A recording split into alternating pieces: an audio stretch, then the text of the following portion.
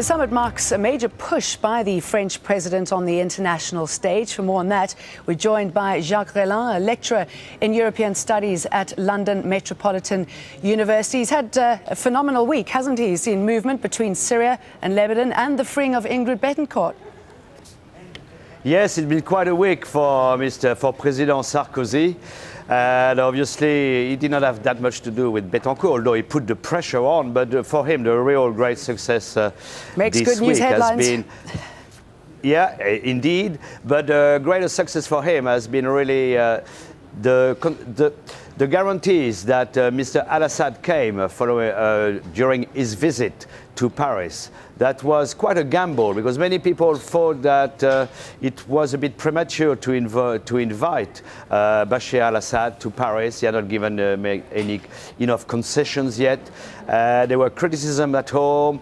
Even some other countries such as Egypt and Saudi Arabia were very concerned.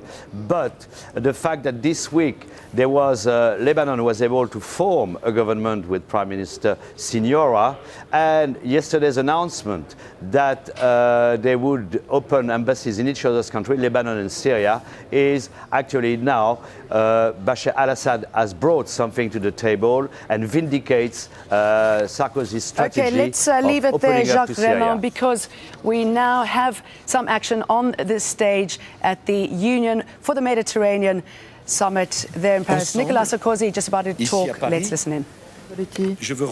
I would like to reiterate to Prime Minister Olmert my happiness and my pleasure to have visited Israel.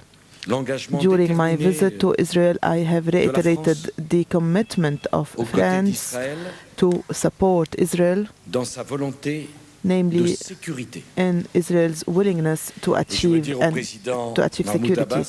As to President Mahmoud Abbas, I would like to tell him that I still remember our meeting in Bethlehem. I would like to express to him my friendship and France's also commitment to see the Palestinians so that Palestinians can dispose of their own modern, democratic and viable state. I would like to thank the Prime Minister and President Abbas. I will continue to attend the meeting with both leaders, and we will meet you again later today.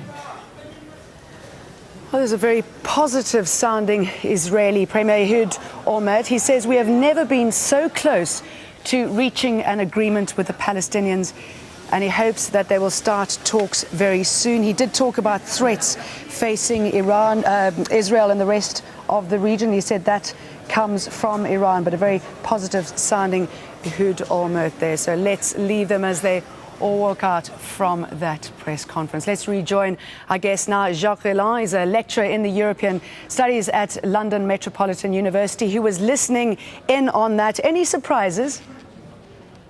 No, except actually, yes, pleasantly surprised at the positive words emanating from both leaders, from Mahmoud Abbas and from Ehud Olmert, saying that peace was very close. And it seems to vindicate Sarkozy's strategy, that and intuition that now that America's foreign policy in this area has been fairly disastrous. There's a kind of vacuum of power, a window of opportunity for Europe to play at last the role it's always wanted to play in the area. Up to now, Europe has only been the financier. Now maybe Europe has a political role to play. And the role is only a role of honest broker, because the fact that both parties recognize that countries in Europe, and especially France, tend to have an even-handed position regarding Palestine and Israel and other conflicts in the region, that Europe can accompany the dialogue. But dialogue and the solution has to come from the local leaders. They have to start talking to each other.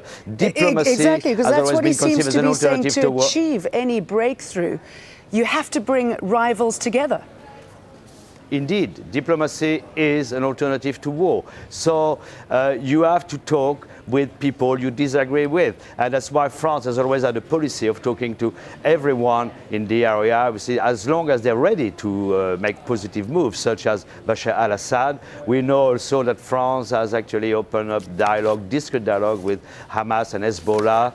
And all of that is part, I think, of a new mood in the Middle East, a much more constructive mood at the moment. And we think that things are shifting and maybe a breakthrough can be possible. You need to be a bit optimistic, but at the same time, it's true, the circumstances are right. There's a window of opportunity for Europe. The mood in the Middle East is changing. Everyone is fed up. We know that the prosperity of the people in that part of the world and their safety will depend on greater stability, on greater dialogue, which at the same time is very crucial for the European Union too, to know that in an area so close to Europe, we at last have the beginning of hope of maybe a stable region. And all that hope falling into what Nicolas Sarkozy said, it's all about love, not war in the new Mediterranean Union. Thank you very much for that, Jacques Reland.